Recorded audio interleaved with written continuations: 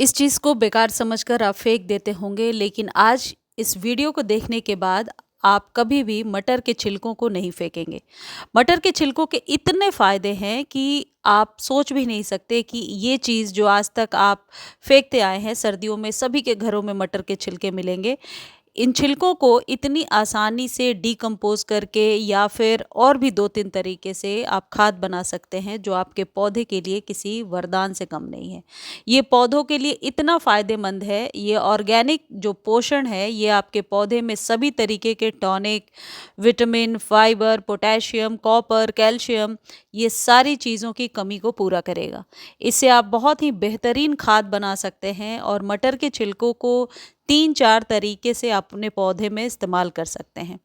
ये वही मटर के छिलके हैं जो सर्दियों में सभी के घरों में मिलेंगे, जो मटर खाने के बाद हम मटर के छिलकों को फेंक ही देते हैं।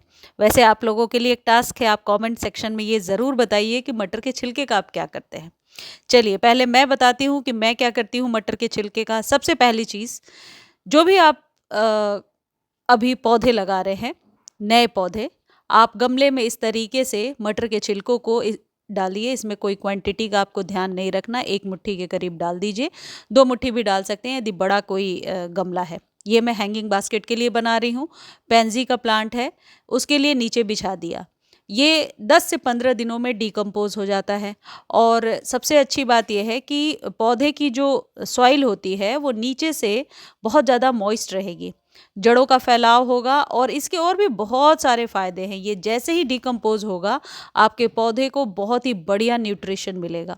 जितने भी सर्दियों के अभी आप फूल लगा रहे हैं, उनके लिए आप ऐसा करें कि नीचे पहले 1 इंच आप सॉइल बिछाइए, ऊपर से 2 मुट्ठी या 1 मुट्ठी ये मटर के छिलके डाल दीजिए। आप चाहे तो सुखा करके भी डाल सकते हैं, गीले भी डाल मतलब फ्रेश भी डाल सकते हैं। ऊपर से सॉइल डालिए, ये अपने आप ही खाद इसके अंदर बन करके तैयार होता जाएगा। जब हम लोग ऑर्गेनिक चीज़ों से खाद बनाते हैं तो यही प्रोसेस होता है कि 1 लेयर सॉइल डालते हैं, 1 लेयर हम लोग जो भी हमारे पास किचन वेस्ट से जो पील्स वगैरह निकलते रहते हैं, आलू के छिलके, प्याज के छिलके, मटर के छिलके, वो सारे 1 लेयर बिछाते हैं, फिर 1 लेयर सॉइल डालते हैं। यही प्रोसेस होता है जब किचन वेस्ट से हम लोग खाद बनाते हैं। तो गमले के अंदर यदि 1 लेयर आप सॉइल डालने के बाद 1 लेयर मटर के छिलके डालते हैं, फिर ऊपर से 1 लेयर सॉइल डाल करके पौधा लगाते हैं, तो इसका बेनिफिट बहुत अच्छा होगा। और सभी प्रकार के पौधों के लिए और ख़ासकर टेरेस के लिए आप सॉइल तैयार कर रहे हैं, टेरेस पर गमला रखने के लिए, तो इसी तरीके से आप गमला रेडी कीजिए। नीचे 1 लेयर मटर के छिलके बिछाइए और फिर सॉइल डालिए। गमला हल्का भी रहेगा और आपको बार-बार खाद देने की ज़रूरत नहीं पड़ेगी। ऊपर से गुड़ाई करके आप खाद देते रहेंगे, जड़ों को खोलने की ज़रूरत नहीं पड़ेगी और निश्चित तौर पर आपके रूट्स, जो पौधे के रूट्स हैं, उनका बहुत ही अच्छे से ग्रोथ होगा। तो मटर के छिलके का ये पहला फ़ायदा है। दूसरी चीज़ है, यदि आप मटर के छिलकों की खाद बनाना चाहते हैं, तो बिल्कुल इस तरीके से आप बना सकते हैं जो प्रोसेस मैंने बताया। गमले में 1 इंच आपको सॉइल डालना है, फिर 1 इंच मटर के छिलके डालने हैं, फिर 1 इंच सॉइल डालना है और फिर मटर के छिलके डालने हैं। 4-5 ऐसा करने के बाद ऊपर से पानी डाल दीजिए। पानी मतलब हल्का छिड़काव, ताकि मिट्टी मॉइस्ट रहे। जब मॉइस्ट होगा तो जल्दी मटर के छिलके गलेंगे। और 10 से 15 दिनों के बाद यदि आप थोड़ी-सी गुड़ाई करेंगे तो आप देखेंगे मटर के छिलके बिल्कुल टेंडर हो गए हैं और मिट्टी में जो है डिकम्पोज़ होने लगे हैं। ये बहुत ही अच्छा प्रोसेस होता है। देखिए जैसे मैं आपको करके दिखा रही हूँ, गमले में भी आपको इस तरीके से करना है। आप जब इस प्रोसेस को 30 से 35 दिनों के बाद जब आप गुड़ाई करके देखेंगे, तो आप देखेंगे मिट्टी में बहुत ही अच्छे से मटर के छिलके मिल गए हैं और बहुत ही बढ़िया एक खाद बन करके तैयार हो गया है।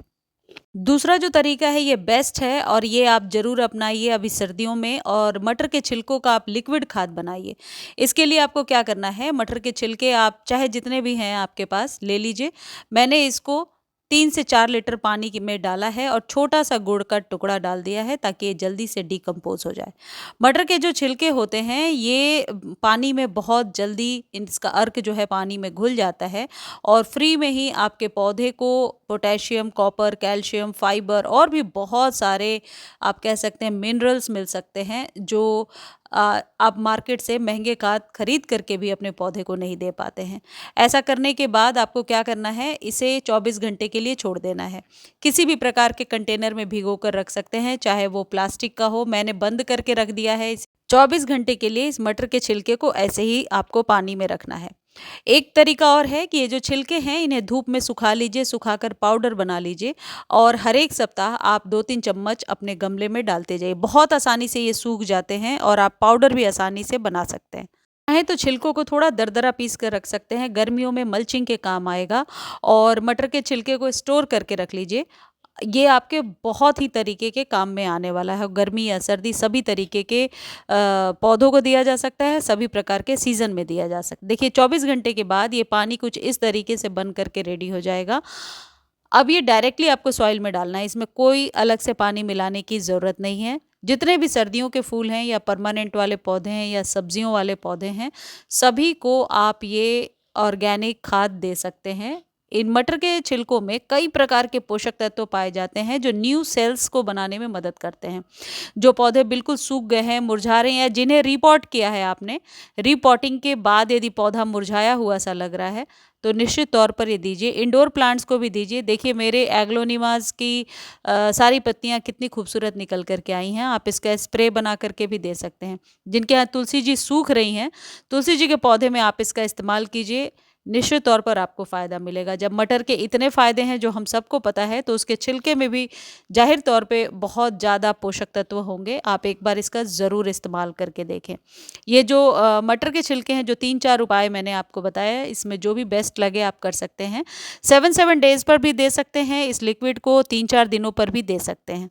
मटर के छिलके के इतने फ़ायदे जानने के बाद ज़ाहिर है आप मटर के छिलकों को कभी ना फेंकेंगे और अपने पौधों में इस्तेमाल करेंगे। जितने भी ये ऑर्गेनिक पील्स वगैरह होते हैं, ये हमारे पौधों को लॉन्ग टर्म तक जीवित रखते हैं, पौधों को गर्मियों में खासकर सूखने से बचाते हैं। मुझे उम्मीद है ये वीडियो आपको बहुत अच्छी लगी होगी। वीडियो अच्छी लगती है तो चैनल को लाइक, शेयर और सब्सक्राइब ज़रूर कर दिया करें और इस वीडियो को आप फेसबुक पर भी देख सकते हैं। फेसबुक पर देखने का लिंक डिस्क्रिप्शन में दिया हुआ है। धन्यवाद।